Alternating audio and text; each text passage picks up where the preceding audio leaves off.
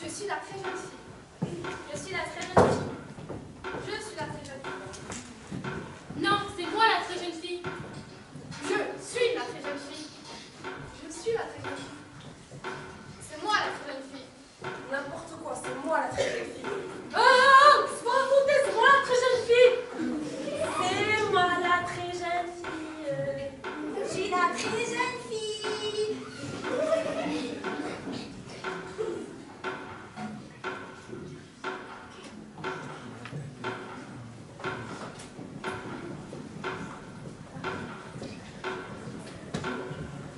Moi, je suis la belle-mère.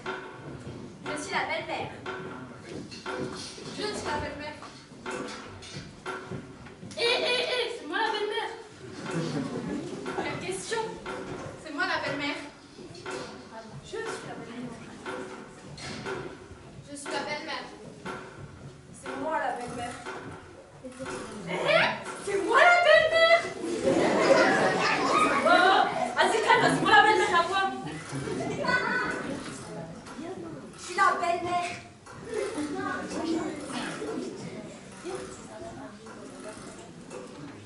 Je suis la très jeune fille. Je suis la très jeune fille.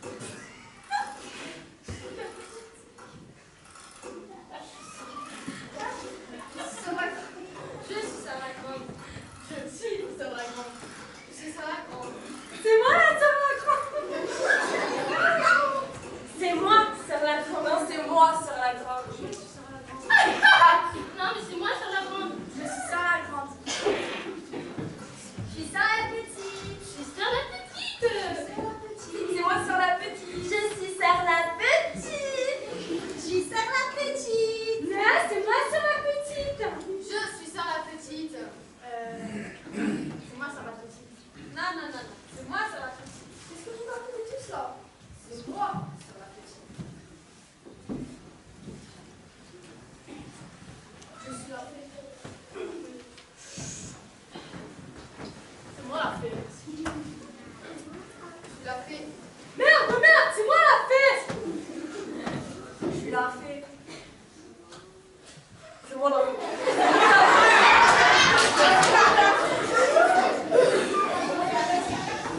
C'est moi la fée. Je suis la fée.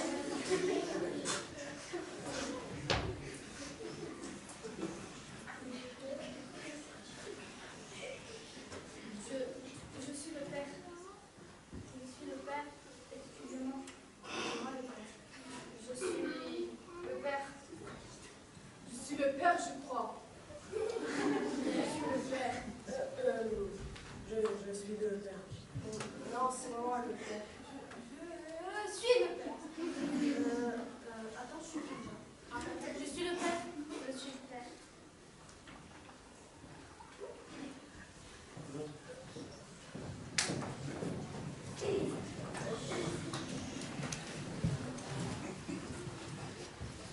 Je vais vous raconter une histoire d'il y a très longtemps. Tellement longtemps que je ne me rappelle plus si dans cette histoire c'est de moi qu'il s'agit ou bien de quelqu'un d'autre. J'ai eu une vie très longue. J'ai habité dans des pays tellement lointains qu'un jour j'ai même oublié la langue que ma mère m'avait apprise. Ma vie a été tellement longue et je suis devenue tellement âgée que mon corps est devenu aussi léger et transparent qu'une plume. Alors je commence. Dans l'histoire que je vais raconter, les mots ont failli avoir des conséquences catastrophiques sur la vie d'une très jeune fille. Les mots sont très utiles, mais ils peuvent être aussi très dangereux, surtout si on les comprend de travers.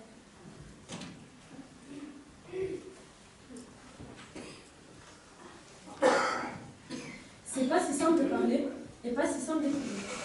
Quand elle était encore presque une enfant, la mère de cette très jeune fille était tombée très malade, atteinte d'une maladie mortelle. Elle ne sortait plus de sa chambre. Elle parlait d'une voix faible, tellement faible qu'on avait du mal à comprendre ce qu'elle disait. répétait sans arrêt la phrase répétée. Alors parfois, la très jeune fille se sentait obligée de faire comme si elle avait très bien compris. Un jour, on lui dit que c'était sans doute la dernière fois qu'elle avait ri. On lui dit qu'elle devait être bien courageuse et que sa mère voulait lui dire des choses importantes. La très jeune fille promet cette fois-là d'être encore plus attentive que les autres fois. Je vais te répéter pour que tu sois sûre que j'ai bien entendu. Ma petite fille, quand je ne serai plus là, il ne faudra jamais que tu cesses de penser à moi. Tant que tu penseras à moi tout le temps sans jamais m'oublier, je resterai en vie quelque part. J'ai très bien compris que si je laissais passer plus de 5 minutes sans penser à toi, ça te ferait mourir en fait. Tous les jours, à chaque minute et pendant toute ma vie, tu seras dans mes pensées. N'aie pas peur. On vous l'a dit, ce n'est pas sûr que la très jeune fille ait compris parfaitement bien les paroles de sa mère. Elle avait beaucoup d'imagination et ce jour-là, elle était très émue. Ce qui est certain, c'est que cette histoire n'aurait pas été la même si la très jeune fille avait entendu parfaitement ce que sa mère lui avait dit. Mais vous le verrez, pour les histoires, les erreurs ne sont pas toujours inintéressantes. Le lendemain, la mère de la très jeune fille mourut. Avant, la très jeune fille aimait beaucoup laisser son imagination prendre possession de ses pensées. Mais maintenant, tout ça, c'était bien fini. Elle devait concentrer son esprit sur un seul et unique sujet, sa mère, seulement sur sa mère. Les premiers temps, c'était simple. Mais après quelques moments, un jour, il arriva qu'elle oublie. Il arriva qu'elle oublie pendant quelques instants. Elle eut très peur. Le lendemain, elle demanda à son père de lui acheter une montre, la plus grosse possible, équipée d'une sonnerie comme un réveil, pour contrôler les temps.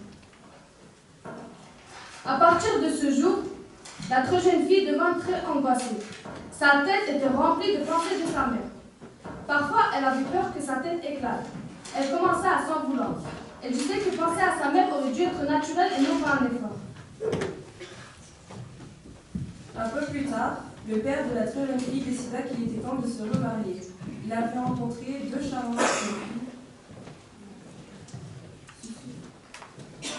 Il avait rencontré une femme qui avait deux charmantes jeunes filles. Pourquoi ils n'arrivent pas? J'en sais rien. Peut pas s'asseoir. Non, ça fait grandir. Elle te va bien cette femme. Merci. T'as de la chance, toi, tout te va. Oui, je sais. Hier encore, on m'a dit la même chose dans un magasin. C'est fou à vous, tout va. Et puis vous faites si jeune. Vos filles, si on savait pas que c'était vos filles, on les prendrait pour vos sœurs. On sait, tu nous l'as dit déjà. On me le dit tous les jours, c'est pour ça. C'est fatigant la langue. Des fois même, je me demande si j'aimerais mieux pas faire mon âge, comme les autres. Ah bah tiens, ça y est, c'est eux, les voilà. C'est eux? Ils sont comme ça? Pourquoi ils ont pas pris l'entraînement en masse, sont abrutis? C'est pas possible, c'est eux? Et lui, il est comme ça, maman. Mais il est vieux, il a 50 ans de plus que toi, on dirait. La gosse, on dirait qu'elle est débile. Ils ont... Allô, oui, c'est moi. Je t'appelle comme convenu. Ça y est, ils sont là. Manque de peau, le type, c'est genre très moche. La gosse, elle est vraiment débile. Il a pas l'air non plus d'avoir inventé le bocal à cornichons. Qu'est-ce qui lui arrive à elle? Elle est bizarre. Ils ont l'air vraiment étranges, ça fait très peur. Je te rappelle. Bon, je vais les chercher. Je crois qu'ils ont du mal à comprendre.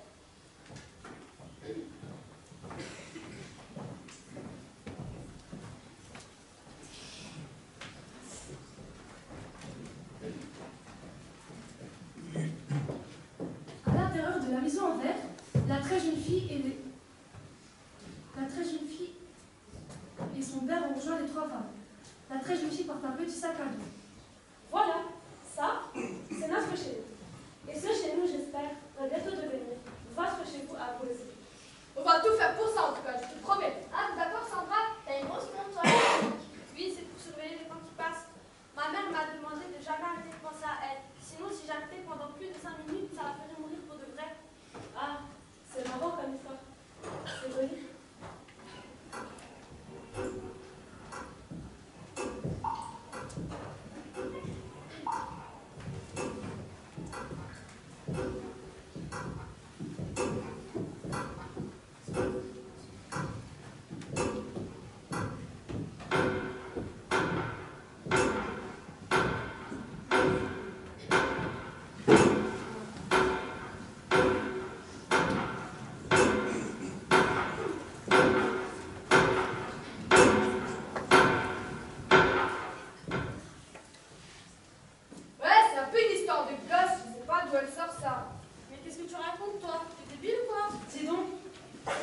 à ton père?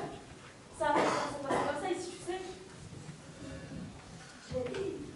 Moi, je voulais vous dire deux mots sur votre nouvelle maison, très moderne et un peu particulière, parce qu'elle est entièrement transparente et construite en verre.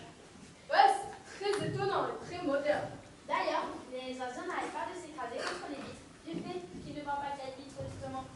Et on ramasse tous les jours des dizaines de cadavres de morts.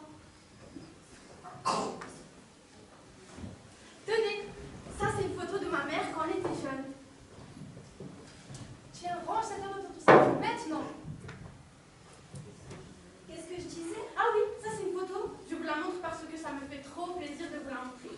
C'est une photo de ma mère et de mon père quand ils étaient venus me voir à un spectacle de fin d'année à la maternelle. Tiens, mais cette ado, Sandra, c'est pas le moment. Mon père l'avait dit en cachette pour pas que j'entende qu'il s'était jamais autant emmerdé de sa vie. Hein, tu te souviens? Ma mère, ça la faisait rire que mon père n'aime pas venir au spectacle de fin d'année de mon père. Ça devient un peu insupportable là, non? Ah oui, et ça c'est une photo un peu particulière, un peu au choc, et au lait, comme on dit entre mon père et ma mère. Merci. Voilà, à partir de ce jour, c'est un grand jour. Nos deux familles vont essayer de se souder et de se fondre entre elles. Et puis, Sandrine, pose ce sac maintenant. Ouais, enfin, Sandra, on garde pas son sac à l'intérieur de la maison. Non, c'est pas tellement. Pose ce sac, on te dit! Bon, là, j'en peux plus. Pose ce sac immédiatement. Pose ce sac! Non, Pose ce sac! non.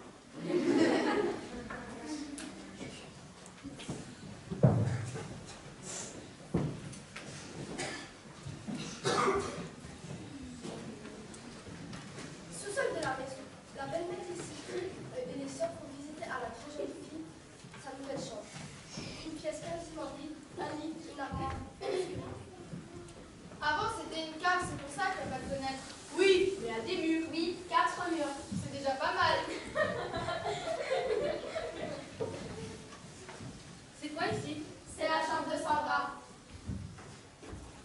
Avant c'était une cave, c'est pour ça qu'il n'y a pas de fenêtre. Mais il y a des murs. 4. Et c'est bien situé au nord. L'état où tu vois cette chambre est un état provisoire. Faudrait que tu t'imagines ce que ça va pouvoir devenir un jour quand les travaux seront finis. Elle est gentille, Sandra. Elle est simple à vivre. Bébé. Ce qui est important pour moi, c'est que je puisse avoir le corps de maman avec moi pour dormir avec la robe du mercredi dessus. Bon, on va te laisser alors. Je dois bien être fatiguée. C'était un grand jour pour toi, tu vois. Bon, je repasse le banc tout à l'heure pour voir si tu manques. À tout de suite.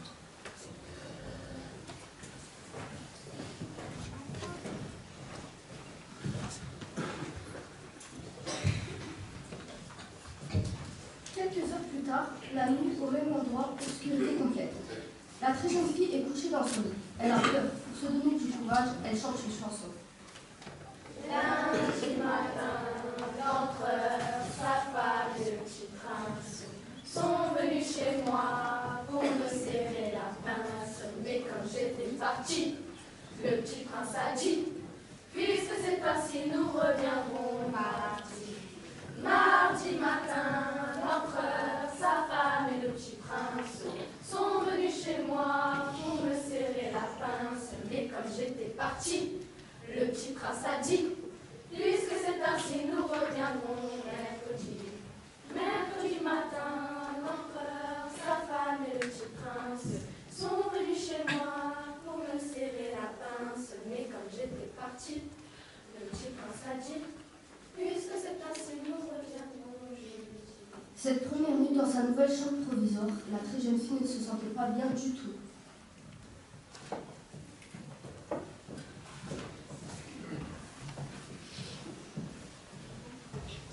Dans cette maison, donc, depuis toujours, les enfants aident aux tâches ménagères. Alors voilà, j'ai réfléchi à une juste répartition des tâches parce que c'est important, évidemment, que tout soit juste et équitable, évidemment. Alors voilà, tout d'abord, en ce qui concerne les filles, je pensais qu'elles pourraient à partir de maintenant aider la femme de ménage à ranger leur tiroir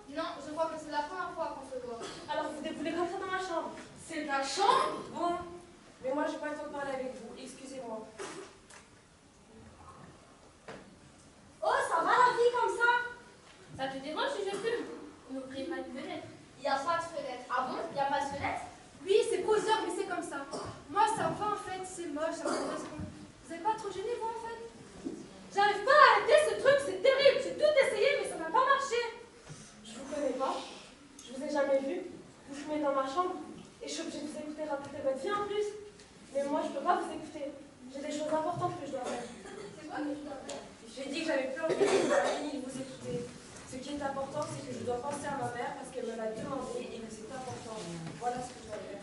Même la nuit à ça, notamment. Ouais. Ah, gay, ça. Qu'est-ce que j'ai dit? Pardon. Merci. C'est vrai, les gens ta vie, tu te marres jamais. Il n'y a pas de distraction dans ta vie. Pendant ce temps, les autres se marrent. Tu sais ça? Je m'en fous des autres. J'ai pas besoin de m'amuser. C'est pour les petits de s'amuser. Et de toute façon, pour se distraire, il faut l'avoir mérité. Et moi, je ne mérite pas. Voilà, c'est tout. Maintenant, j'avance. Et si ça se trouve, je suis une vraie salope. Et peut-être que maintenant, à cause de ça, ma mère est tombée dans la vraie mort maintenant. Voilà l'histoire. Vous êtes contents? Oh, tu vas pleurer? Non, je supporte pas qu'on chiale à côté de moi, surtout les mômes. Je chiale pas, qu'est-ce que vous racontez? Non mais dites donc, vous êtes qui pour parler comme ça, vous d'abord? Je suis qui? Ouais, et qui? Moi? Nous, notre équipe, se ma tête continuellement. Alors, ça va 5 minutes. Alors? Je suis là. Ça fait quoi? Je vous parle plus, je vous attends plus. Ciao.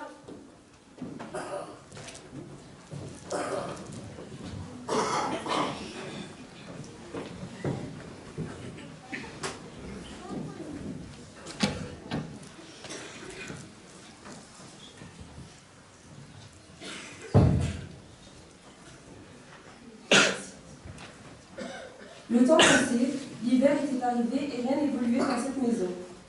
Un matin, comme tous les matins, le père de la très jeune fille était allé chercher le courrier dans la boîte aux lettres du jardin. Ce courrier annonçait que la famille avait été tirée au sort parmi des centaines de milliers d'autres. Elle était invitée à participer à une soirée chez le roi en l'honneur du prince dont c'était l'anniversaire. Alors pour la suite, voilà ce qui se passe. L'orage de Bâle. Au premier, père, belle-mère et les deux sœurs se ridiculisent par leurs habits inappropriés et Sandra, bousculée par le prince, lui fait une forte impression. Au deuxième, la belle-mère, persuadée d'être celle que le prince recherche, se jette à son cou et se fait chasser par le roi.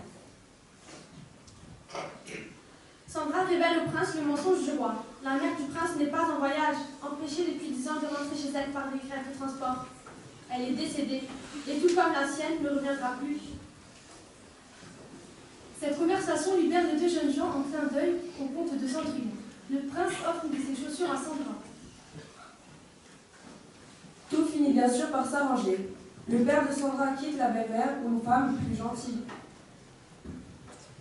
Sandra comprend que sa mère ne lui a jamais demandé de penser continuellement à elle, et le prince et Sandra se marient et hurlent. Non, pas du tout. Ils restent amis, c'est tout.